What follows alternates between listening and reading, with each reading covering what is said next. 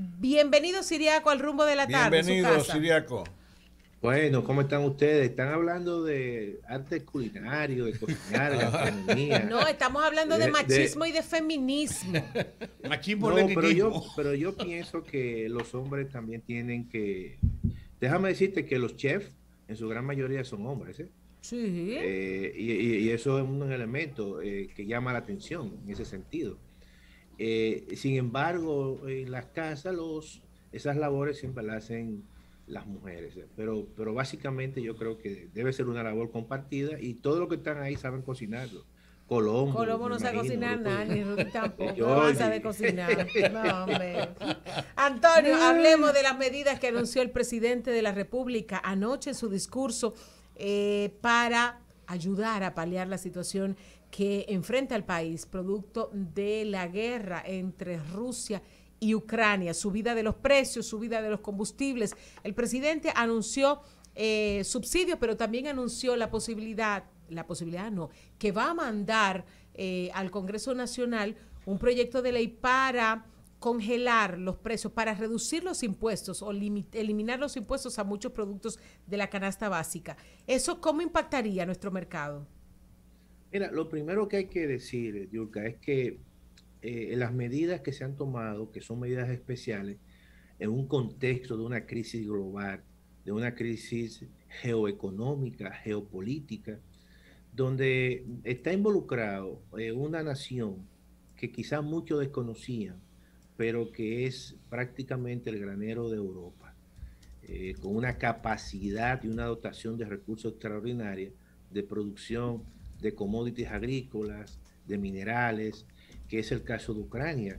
Y por otro lado está Rusia, por ejemplo, que es el segundo productor de petróleo del mundo y también un gran productor de trigo.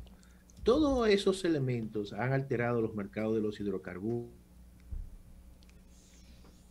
¿Siriaco? Sí, se fue.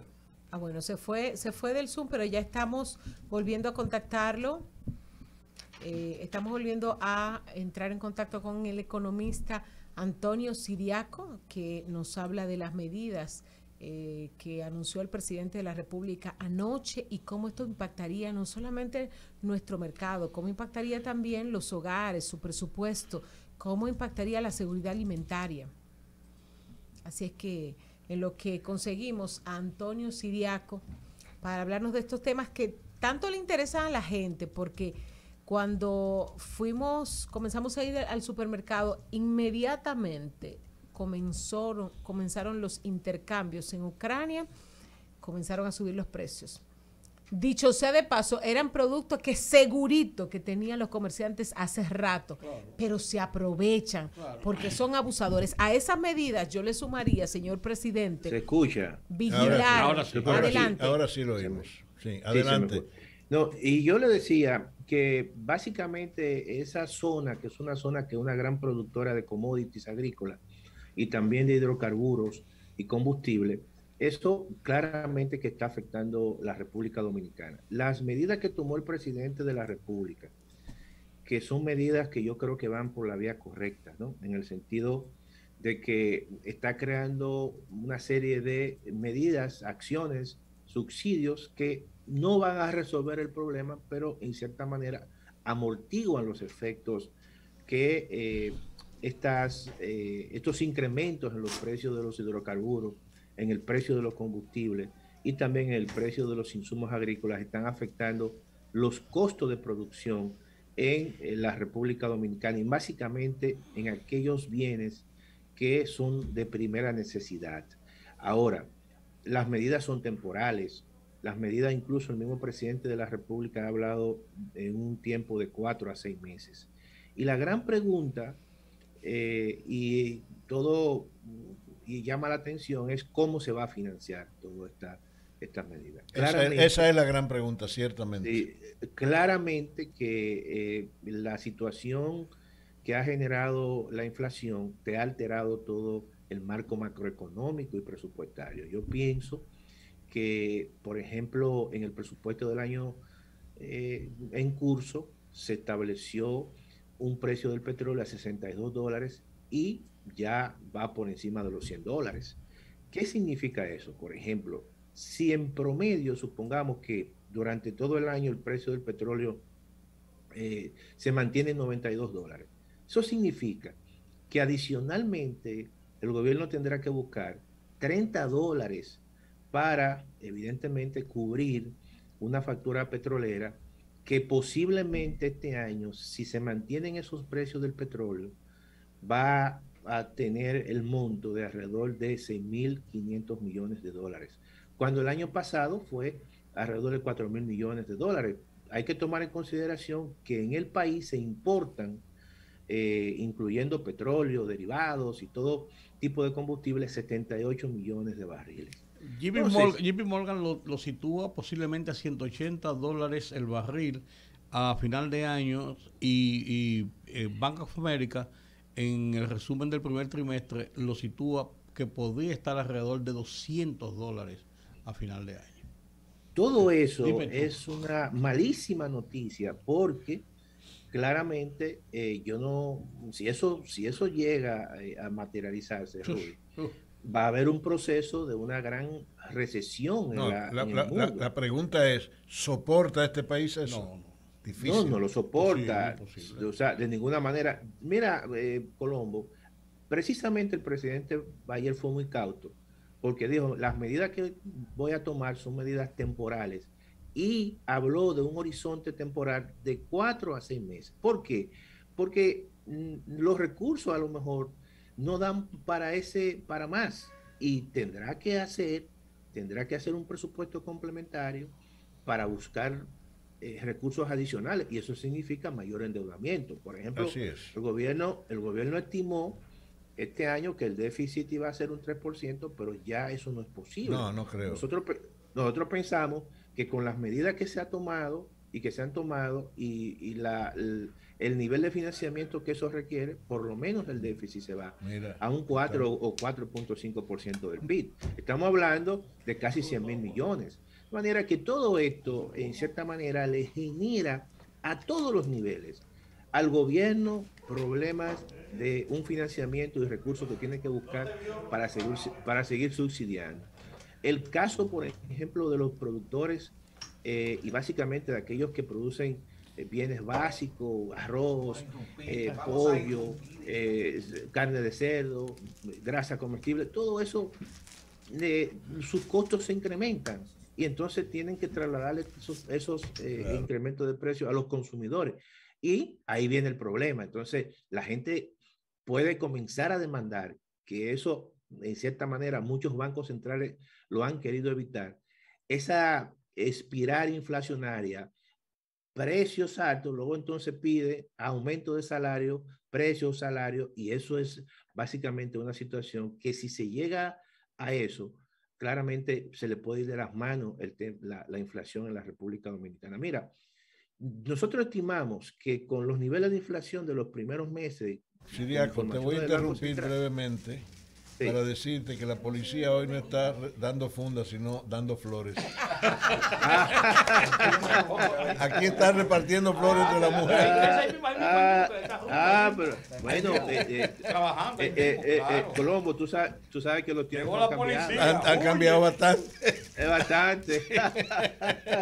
Está bien. Eso está bien. Está bien, sigue. No, te decía que... Y le dieron flores a todo el mundo, menos a mí. No, la voy a mandar ahora mismo, la voy a mandar a Iván. Perdóname, señores, vamos a seguir.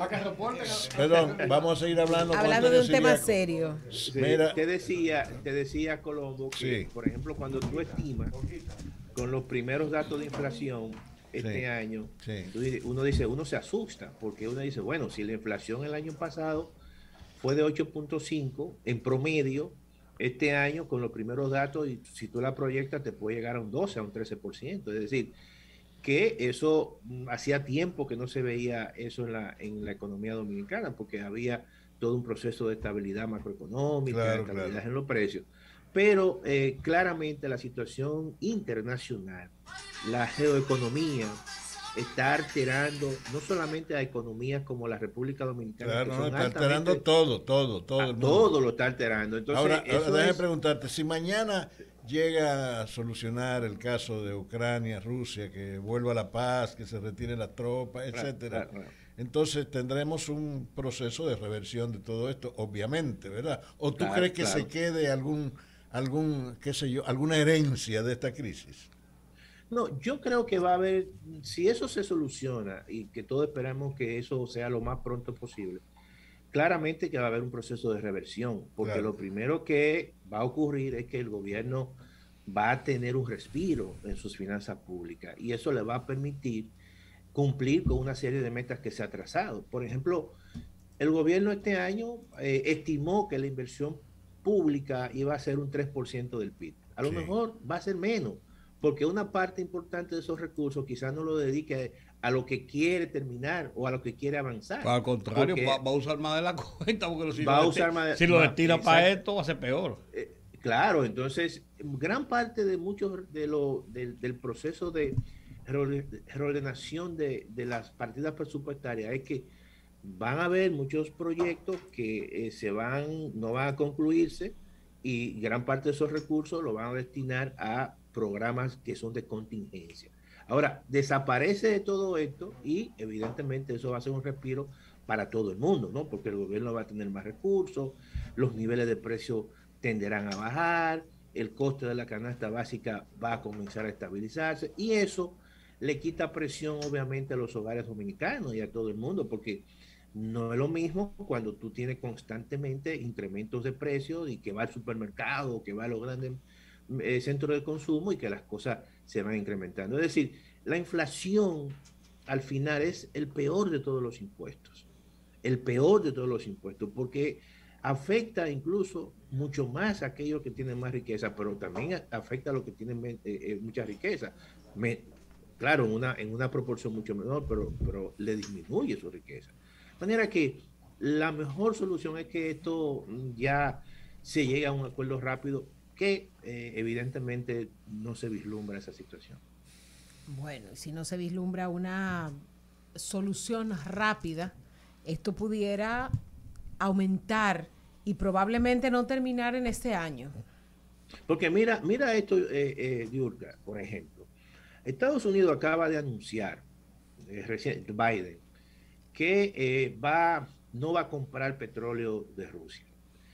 Ahora, en el caso de Estados Unidos, eso prácticamente no es una gran cosa, porque los rusos le suplen alrededor de un 15% de petróleo a Estados Unidos. Pero quien está muy preocupado en estos momentos es Europa. Claro. ¿Por qué? Porque en Europa es al revés. El 43% del petróleo ruso se destina a Europa. El 47% del gas natural ruso se destina a Europa. Entonces, ellos son los más afectados en ese sentido. Fíjate que Estados Unidos, algo muchas veces que uno tiene que verse en ese espejo para no dar declaraciones un tanto muy aceleradas, están haciendo un acuerdo con Venezuela. Insólito eso. Sí, o sea, dentro del contexto, muchas veces de ese choque, uno encuentra que verdaderamente cuando hay problemas que me afectan a mí o que me puedan afectar mi economía, entonces hasta con el enemigo yo hago cierto nivel de pacto. Ahora, ¿qué ocurre en el caso de Venezuela? Venezuela, el petróleo venezolano, para que ustedes tengan una idea, en sus años de gloria, Venezuela producía alrededor de 3 millones de barriles de petróleo al año. Pero por el deterioro de la economía venezolana y por la poca inversión que se ha hecho en PDVSA, esa producción ha disminuido prácticamente y hoy Venezuela lo que produce son entre 600 y 800 mil barriles de petróleo al año. Por lo tanto, aunque es un petróleo muy parecido en su calidad al ruso, pero eso tampoco va a ayudar a mejorar la oferta en el mercado petrolero, porque una parte importante de esa producción ya exigua de petróleo venezolano está, como quien dice, ignorada para el mercado chino, por diferentes razones y claro, por el nivel de crédito que tiene Venezuela con China. De manera que todo esto al final yo pienso que va a haber una negociación, tendrá que haber una negociación donde Europa, que es la más afectada, sea mucho más diligente para buscar una solución, porque verdaderamente el mundo de hoy no es un mundo aislado, es un mundo que el mismo embargo y las sanciones que le hacen a Rusia afecta también a otros países. Hay y algo, entonces es una situación difícil, ¿no? Volviendo aquí al país, evidentemente se va a producir una fuerte contracción de la inversión estatal, la inversión pública. Claro. Y probablemente también se produzca alguna contracción en la empresa privada, ¿verdad? En la industria y otros sectores, correcto, con una repercusión directa, por supuesto, en la tasa de empleo en este país. Correcto. Eso es lo que podríamos esperar, correcto. Es definitivamente inevitable que se produzca eso. Mira, por lo menos en estos no se ha reflejado en el mes de enero, según el Banco Central, porque la economía tuvo un crecimiento, según el índice mensual de actividad económica, de un 6.1 o 6.3. Ahora, ya quizás en el trimestre, cuando uno tenga la información del mes de febrero y el mes de marzo, ya ahí se va a ver un achicamiento de la actividad económica. ¿Qué ocurre, por ejemplo, con esta situación, Colombo? El año pasado, la recuperación que tuvo la economía dominicana y ese crecimiento que por diferentes motivos, tú puedes decir un efecto rebote, pero también hubo un esfuerzo de una mayor inversión extranjera y mayores remesas que motivaron el consumo privado y la inversión privada, y la economía incluso recuperó gran parte de su crecimiento potencial. Eso casi en un 90% se debió al sector privado. Y la actividad privada fue muy fuerte en el año 2021 porque la inversión pública se reactivó con fuerza a partir del mes de noviembre del año pasado. Incluso cuando uno analizaba toda la inversión pública hasta octubre, había una caída de la inversión pública. Ahora, este año el gobierno ya se veía a partir del noviembre del año anterior, venía reactivando la inversión pública, pero aparece la situación de Ucrania.